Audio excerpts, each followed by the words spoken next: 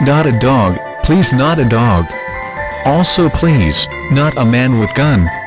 Get low to look for paws/feet. Nothing. Hear growling from behind me. Turn around quickly but nothing there.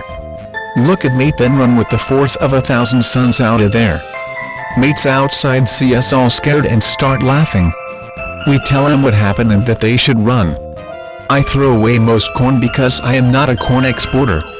Thing didn't catch us, but mate and I both heard it growl and we never saw a dog. Still had enough corn for everyone at the end of it all. Stealing corn is bad, and you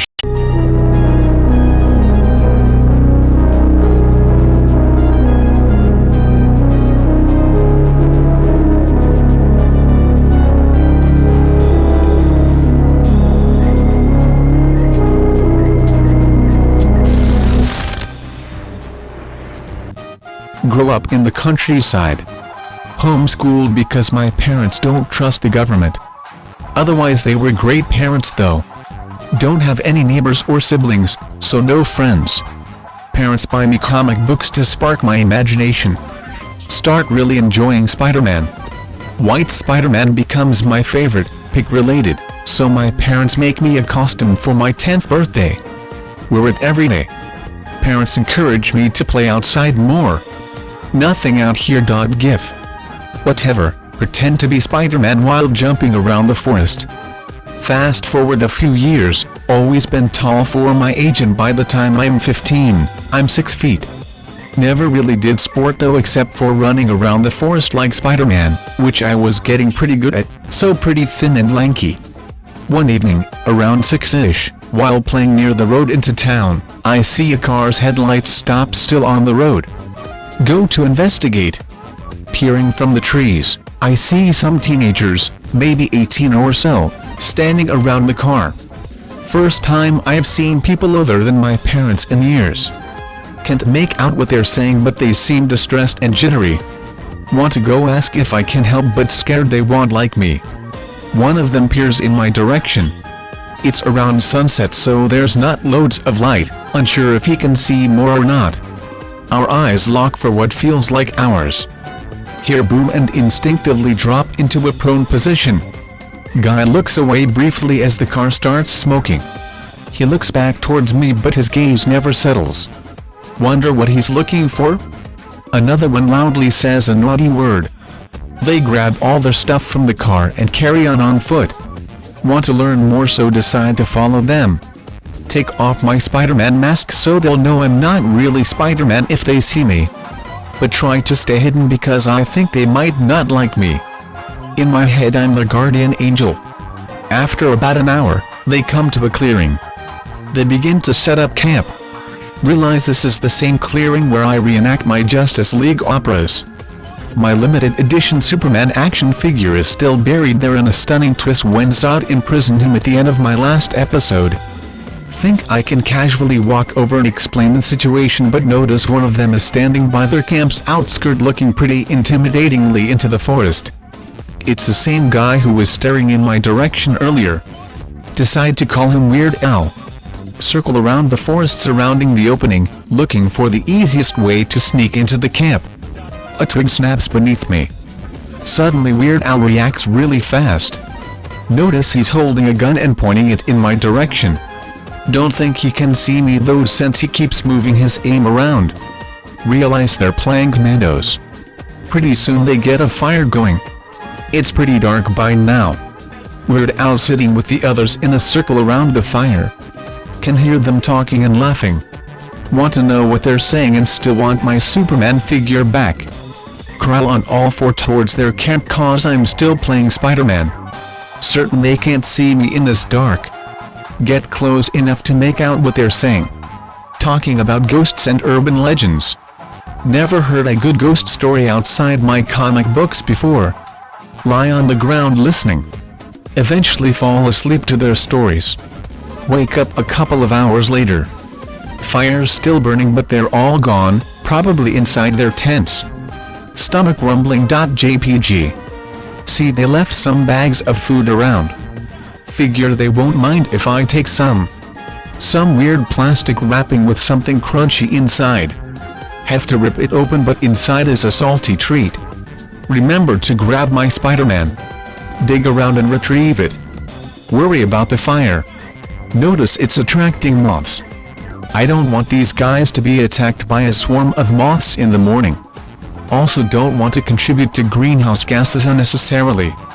Use one of their water bottles to douse out the fire. Decide to head home for the night, but promise myself to visit them again tomorrow to see how they're doing. Scamper away on all fours again because I remember I'm still supposed to be Spider-Man. The next day. Don't tell my parents about the campers because I've never had real friends and I'm scared my parents will grow concerned. Return around 5 in the afternoon, with binoculars this time so I can pretend I have spidey vision. Just before sunset, so it's still bright enough. Still wearing my Spider-Man suit without the mask. Again wait at the edge of the clearing in the forest, spying on them through my binocs. They've got new firewood, lots of it. Appear to be cooking a rabbit. Not cool guys, rabbits are our friends. Begin to wonder what rabbit tastes like. Remember I need to focus. Weird Al is by their tents looking at the forest, gun by side. On the other side of the fire, one of his friends is looking out the other direction and appears to have a gun too. I see they're finally taking commandos seriously. The other 3 people, 2 girls and a guy, are sitting close together. The guy's tending to the rabbit and the girls are wrapped in a blanket. Watch them for a while. One of the girls reminds me of Mary Jane. Wonder if she can be my girlfriend like in the comic. Eventually go back to Weird Al. Feel something on my shoulder. Drop my binocs as I swat a spider away. Hear shouting. Look over at the camp. Weird Al's pointing his gun in my direction and shouting. The cooking trio back away. The other guy with the gun rushes to Weird Al's side. I'll call him Friendly Steve because he seems less tense. Friendly Steve points his gun in my direction too. What the fuck? Decide he's more like Angry Steve. Not entirely convinced they're actually aiming at me. Start circling the edge again like last night. They seem to move their aim with me. HMM. Weird Al starts shouting at me. Can't make out what he's saying. It's Ben, open your mouth and confirm your stupidity. Shouts at me again. Have no idea what to do. Parents were right, I am too immature for social situations. Tony Stark would surely know what to do. Suddenly hear a loud bang and the tree next to me explodes. Well, a chunk of it explodes off. Instinctively crouch into prone position. Several more bangs. Can't see Weird Al or Angry Steve very well cause they're surrounded by smoke, but see a few flashes of light. Eventually realize they're shooting at me. What did I ever do to them though? Run off on all fours again. With my experience it's much faster than running. Get home and start crying. Parents ask what's wrong. Tell them I met some cool youths and they didn't like me. Parents hug me and tell me maybe it's because of my costume. Mom thinks it's proof that I'm not ready to have friends. Dad insists that this could be good since I'm showing initiative by going out to meet people. They settle on dressing me appropriately tomorrow so I can reintroduce myself. They assure me that if I just be myself, the kids will like me. Take comfort in their words. Next day dress in an old t-shirt and sweatpants. Put on my best smile and head out to meet them. Mom offers me some cherries before I leave for good luck. Don't mind if I do.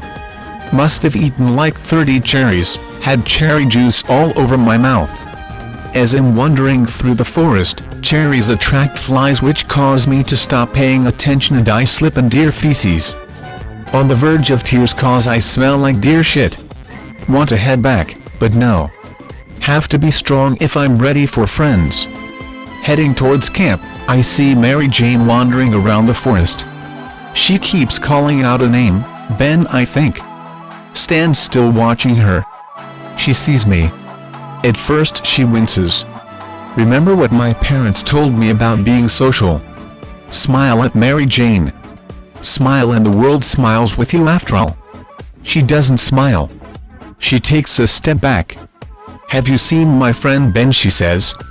She says it really fast. Repeated back to her a couple of times to digest it and look down. Oh no. My parents say it's rude to break eye contact. Look back at her in the eye. Well, she says. Again I repeat it, think and then say your friend Ben, I have not seen, so she'll think I'm mysterious and mystic. Notice she's covering her nose. Why? She suddenly looks really scared. I go to comfort her and she immediately runs off into the forest. That was weird. Carry on and come to the old factory river.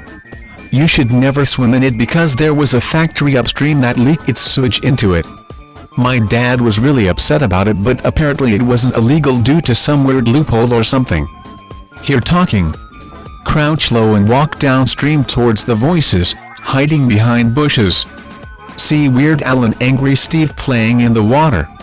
See all their stuff about 100 meters away on the shore. Their guns. Guns are bad, my parents always say, and as the only resident on site, it's my duty to confiscate them until they're ready to leave. Walk over and take them. Weird Al and Angry Steve don't even notice, too busy playing. Guns are heavy, and so, after around 20 minutes, I put them in a ditch and cover them with leaves so I can get them later. Carry on towards their camp. Get there and it's empty, not a soul in sight. Rabbit leftovers are on a spit over the fire's remains. Since no one's around, I decide to take a bite of the rabbit, just to taste it. Easier said than done, end up accidentally breaking the spit trying to tear a bit off. Lose my balance and trample over one of the tents. Whoops. Draw a peace sign in the dirt in Kryptonian as a way of apologizing. The rabbit didn't even taste very good in the end. Make my way back home. I would return in the evening. Gets dark out and I've changed my clothes. I'd completely forgotten about the cherries on my face. Mary Jane must have thought I was some sort of cherry bandit. Face is all washed now though. Put on my best suit. After all, this is my last chance to make friends. Thinking about it, up until she ran away, me and Mary Jane actually got on pretty well. Maybe there's hope for us yet? Work my way back to the edge of the clearing. Their camp has a huge fire. They're all out of sight though, no stories or cooking. See that they didn't put the tent I trod on back up. See the other tent rustle. Weird Al rushes out past the fire. In the moonlight I just about make out him running 20 meters or so and then stopping. He stands still for another 30 seconds with his back to the camp before running back to camp. Just before he reaches the fire, he stops and looks in my direction. Has he seen me? Hurrah, I can finally introduce myself. He starts shaking and shouting. Not wanting a repeat of yesterday, and I make myself visible by stepping out of the bushes so they don't think I'm a deer or something. Weird Al shouts at me and this time I hear what he says. Ben, is that you? I repeat it back. Then realize what I said. Of course I am not Ben, idiot. Remember to smile. Find it hard to smile and talk, so just shake my head. End up accidentally shaking my whole body. By now the rest of the gang has come out of the tent. I say the rest, but there's only 4 of them. One of the guys is missing. That must be this Ben they were asking about. Begin to wonder myself where he is. They're all staring at me weirdly and shivering even though it's summer. Where's Ben? I shout. Angry Steve whispers to Weird Al and Weird Al shouts back that he doesn't know. Then he shouts at me, what have you done with Ben? If this is a game I don't get it.